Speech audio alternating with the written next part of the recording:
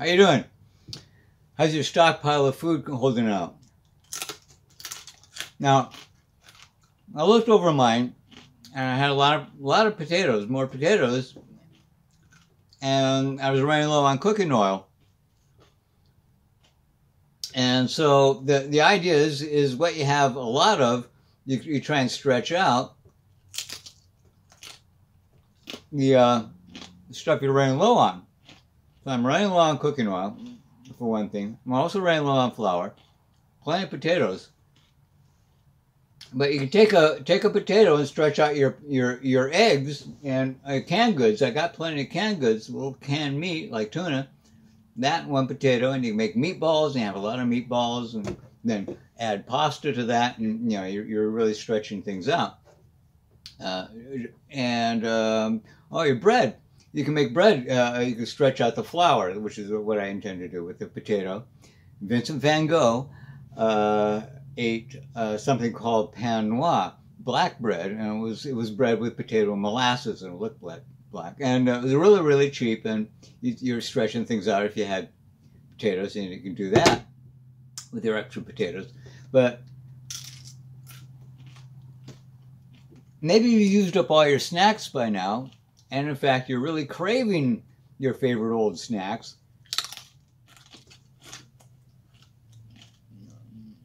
Like potato chips.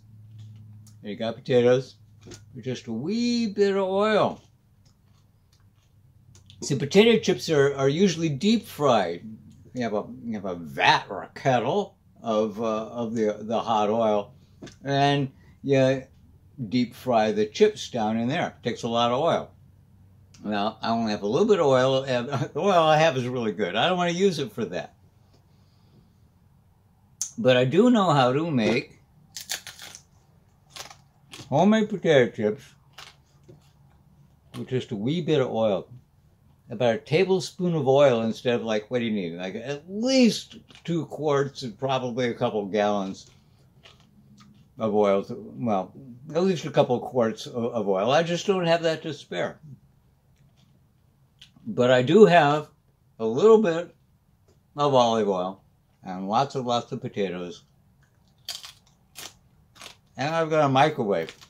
So instead of that dangerous deep frying, dangerous around pets and children and beginning cooks, deep frying. You don't have to do it that way. You can use your microwave. I made these about an hour ago, and it's what's left of them. And right now I'm going to walk you through the steps before your very eyes.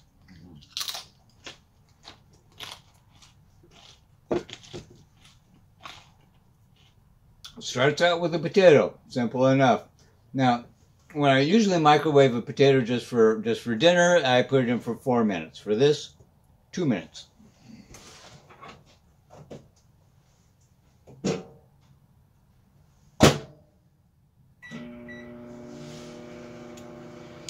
So we're going to microwave the potatoes. So we're cooking a little bit first, but not all the way through too much. You cook it too much, like I said, 4 minutes for dinner. I'm going to have like a little crushed up mashed potato thingy. That's not what we're going. I'll show you. I got one right here. So you see, we're going to slice it up, and it's too crumbly if it's overcooked. So it's better undercooked because it's going to go back in the microwave. So check on your own microwave. It's not supposed to come out thoroughly cooked. Just what we're doing is we're breaking down the starches, and this is the start of it.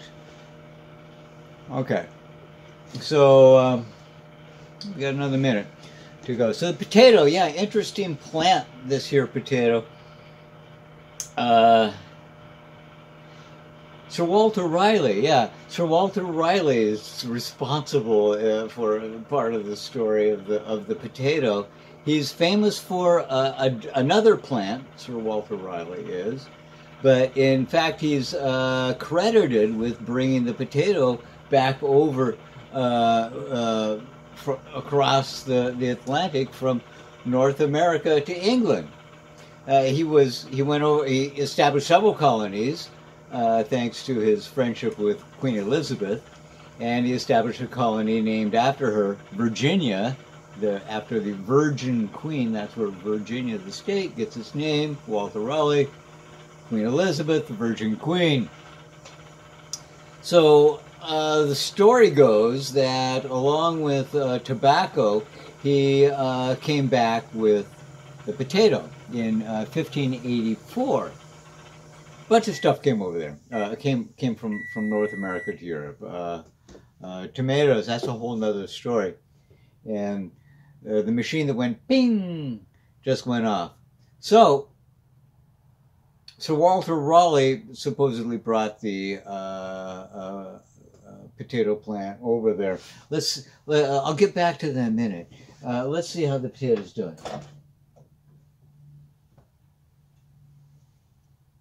Okay, it's way too firm, and it's way too hot.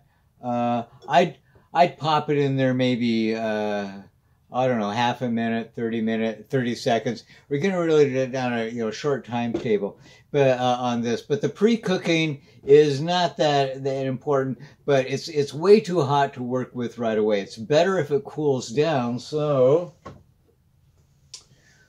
we've got a pre-measured thing here of water to let this guy cool his jets on down. And over here, we have a pre-baked potato. You can do this with the microwave potato. We're going to focus on that. But it's better with the baked potato.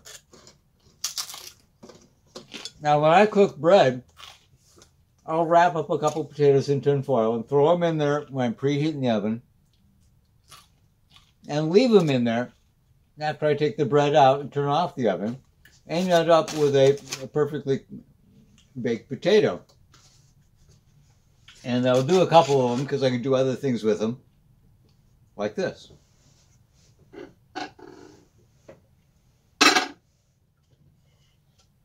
Here's the mandolin. So, get these things out of the way.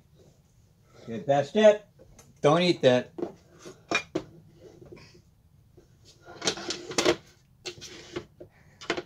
That'd be hilarious. Don't come over here either. Daddy's trying to work. All right, this is a mandolin, and yeah, it comes with a safety thing here. Okay, and yeah, let's have a rehearsal. But I'm going to be careful. I'm going to take it nice and easy. Now, you only do it about 6 at a time.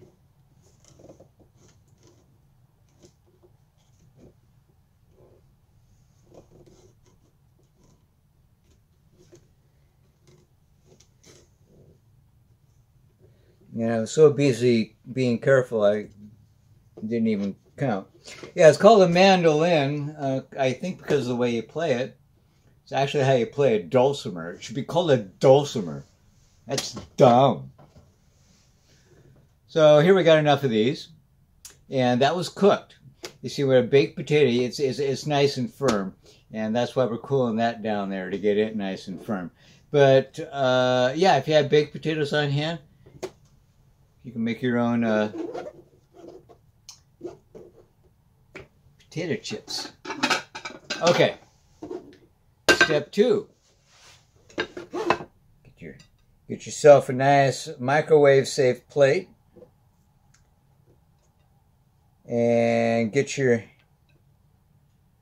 I only made 5, I guess so. Okay, we're gonna have 5. Okay, here's the olive oil in a nice little brush, and the brush is good because you want to get you don't need a lot, but you do want it to be even. And these cooking brushes, goodness gracious, they're the best thing to use.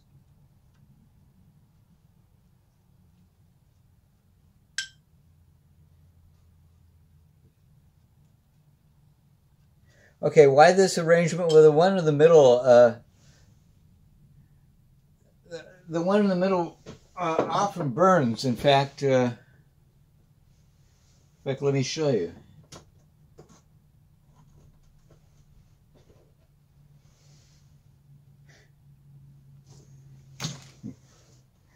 Wipe off the furniture. Okay.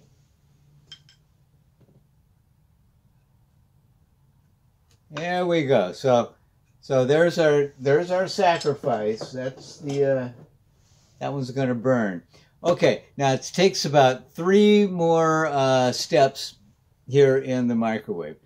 You cooked it. You sliced it. You gave it a little smear of the olive oil. You can even start adding salt at this point. Okay, now this is the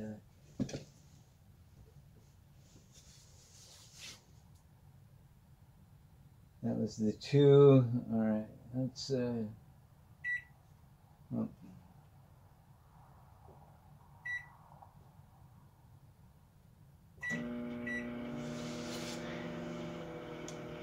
So Walter Riley went up to Queen Elizabeth with the potato and said, "Your Majesty, here I have the solution to the famine in Ireland."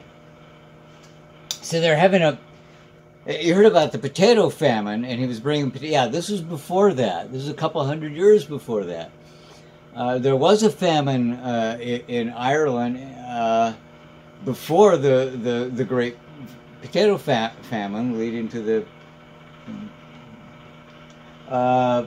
the famine earlier was man-made. It was not a crop failure like the potato famine was. It was man-made by the foreign policy of the Tudor government, which had smashed Ireland, which had a series of rebellions, and just this horrible put down by Cromwell and his army. And it was at the point here, and Cromwell is just terrible. He's a real jerk.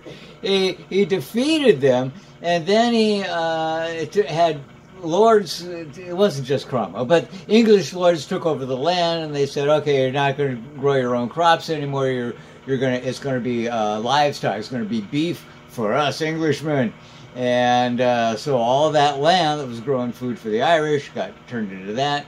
And I said he was a jerk. The land that they didn't need, they made untillable. And the warehouses they had full of food, Cromwell and his men burnt to the ground. And the livestock, all those cows now, yeah, they went to England. The Irish didn't eat them. So yeah, that was the first famine. That was bad enough. So Cromwell was a real jerk. See? Yeah, look. Can you tell there's a little? Yeah, you can't see it. There's a little tiny brown spot there. That means that the one in the middle is starting to burn. I told you. All right, so very gently. Not too hot at this point, but I don't want to break them. They're getting brittle on you, but they're not crisp yet. They're not crisps.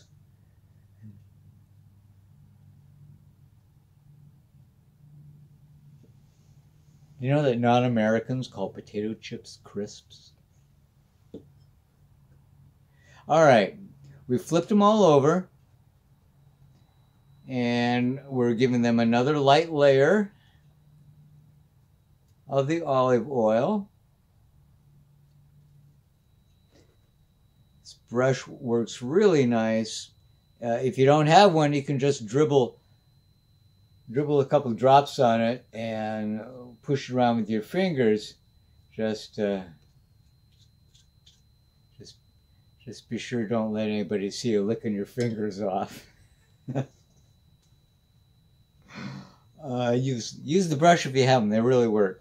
So that was another light layer. Now the one that started to burn here, actually I'd move it to the outside to keep from ruining it. But I want you to see. I want it to burn some more.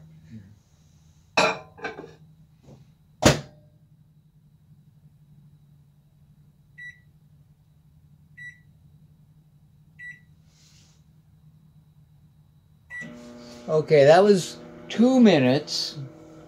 I'm going to give it another minute and a half, and then we'll think about turning it again.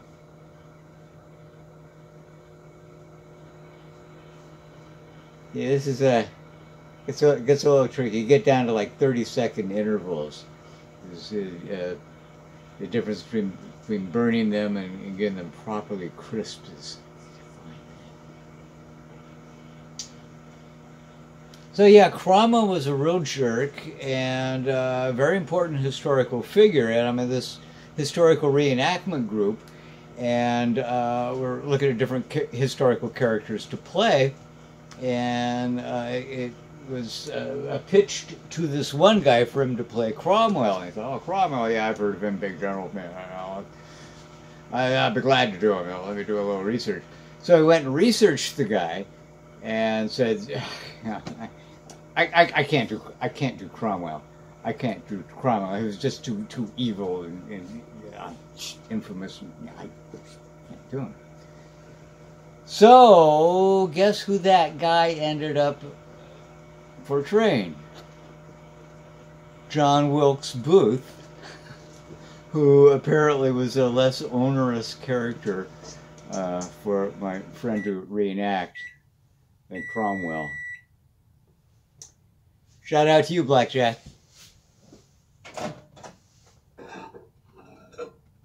Ah. Well, the plate's getting hot. The plate's getting done. The one in the middle is starting to brown up, starting to burn. The rest of them are not.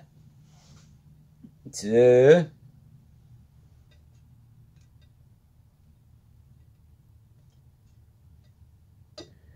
flip them all again.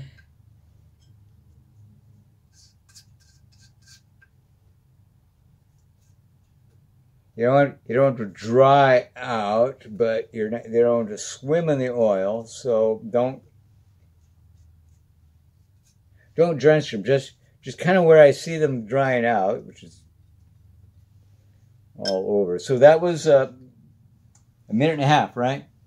I'm going to move this guy. I don't want to deliberately burn him, and there's enough room for everybody. You get the idea. You see. Okay, we're going to do that to all of them.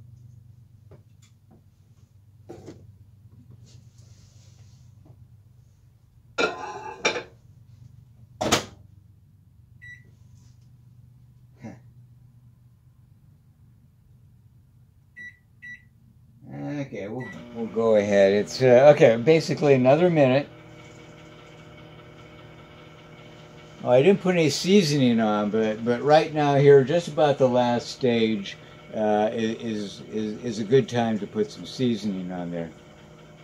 Might stop and see. So we got Let's go ahead and do that. Here it's snap, crackle, and popping. That's still little pockets of water being turned into steam and getting your potato chip nice and crisp, or your crisp nice and chipped. Doesn't work the other way around, does it? Let's see how they're doing.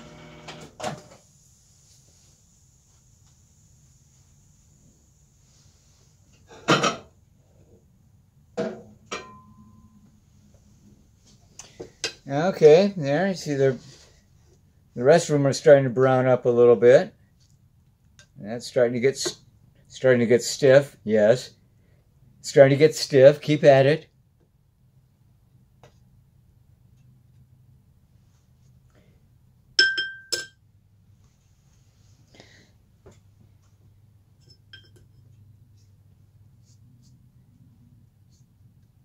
Yeah, only where they're not glistening, where they actually are a bit on the dry side, will I put oil on it this now. You want them to dry out. Okay, salt, pepper, and hey, it's up to you what you want to do.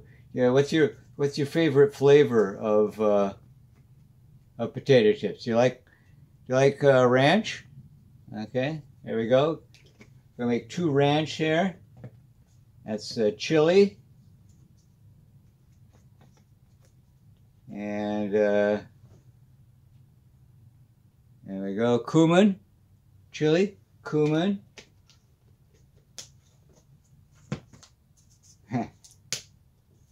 And paprika. Whoa! It's raining paprika. Good thing that wasn't the chili. Okay, that's the ranch. What else we got? Oh, here we go. We've got the salt and the pepper. Let's continue with the more or less normal. Let's get a couple onion powder.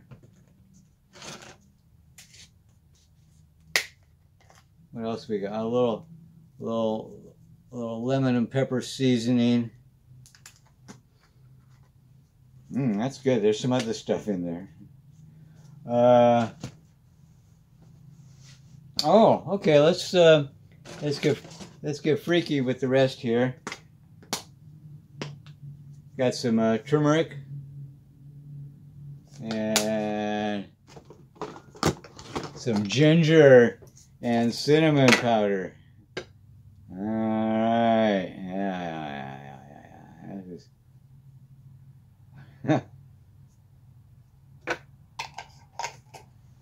What else we got? Yeah, that's right. Okay, these. Let's take these 2 here. Let's do a little lemon. Just a couple drops each, and there it is. Apple cider vinegar.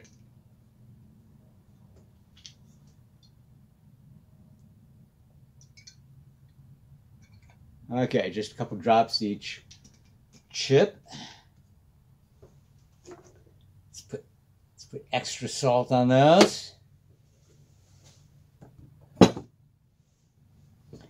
And we're gonna pop it in again.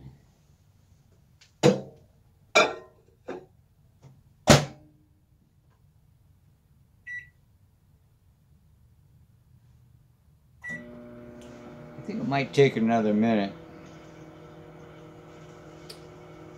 Maybe not. We'll see what we end up with.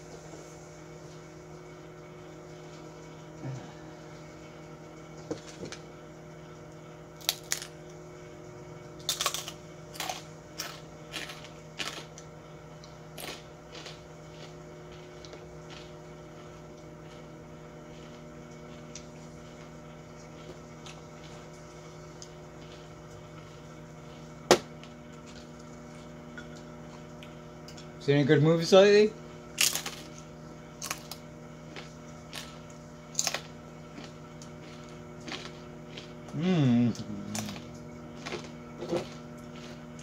That's pretty good. Lemon juice and salt.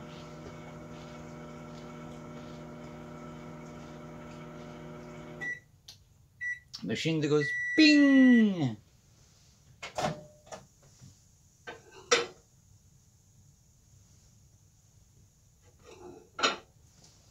Yeah. I don't want to burn my hand. Pain hurts. Okay, so you see we're getting there. Yeah. Got a real Bengali aroma coming out of the turmeric and the ginger ones. No, I don't know. Let them cool off, and the more steam will come off them, and they'll get a little crisper, I think. The potatoes are good for you. They actually have a lot of vitamin C and potassium. There are all kinds of ways to cook them. I usually eat almost a potato a day. Yeah, you saw this, didn't you? Began. Yeah, you don't even have to leave your bedroom if you have a microwave in there. Just get your mom to leave a potato outside the door.